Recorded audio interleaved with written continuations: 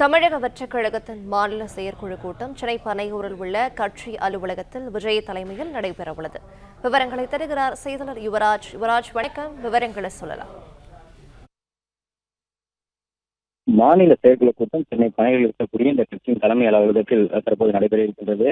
இந்த கூட்டத்திற்காக 120 மாவட்டங்களாக பிரிக்கப்பட்டிருக்கக்கூடிய இந்த மாவட்ட செயலாளர்கள், அதாவது 116 பேருக்கு இதுவரை பொறுப்புகள் வழங்கப்பட்டிருக்கக்கூடிய ஒரு நிலையில் 116க்கும் மேற்பட்ட அந்த மாவட்ட செயலாளர்களும் உடன் ஒரு முக்கிய நிர்வாகிகள் மற்றும் சார்பணியை சார்ந்தவர்கள், சார்பணியின் ஒருங்கிணைப்பாளர்கள், மாநில நிர்வாகிகள் என 300க்கும் மேற்பட்டோர் இந்த கூட்டத்தில் தற்போது கலந்து கொள்ள இருக்கின்றனர்.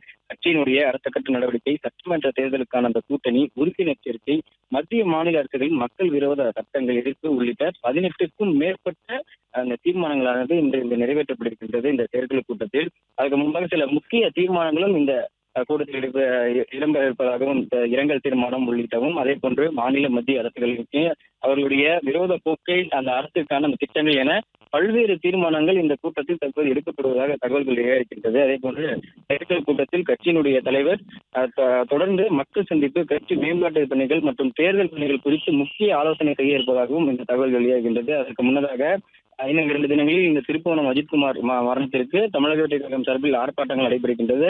அடுத்தபடியாக ஏற்கனவே அறிவித்திருந்தபடி இந்த 5 பூத் கமிட்டி கருத்தரங்கமான நடைபெற இருக்கக்கூடிய ஒரு நிலையில் கோயம்புத்தூரில் ஒரு பூத் கமிட்டி கருத்தரங்கமானது நடந்து முடிந்திருக்கின்றது. அந்த வகையில் அடுத்த பூத் கமிட்டி கருத்தரங்கம் எப்பொழுது எனவும், அதே போன்று நேரடியாக சுற்றுப்பயணம் மேற்கொண்டு மக்கள்களை தொடர்ந்து சந்திக்கக்கூடிய அந்த திட்டங்கள் குறித்த பல்வேறு திட்டங்கள் இந்த செயற்குழு கூட்டங்கள் முடிந்த பின்பு இந்த தகவல்கள் வெளியாகும் என தகவல் வெளியாகி இருக்கின்றது. விவரங்களை வழங்கியமைக்கு நன்றி யுவராஜ்.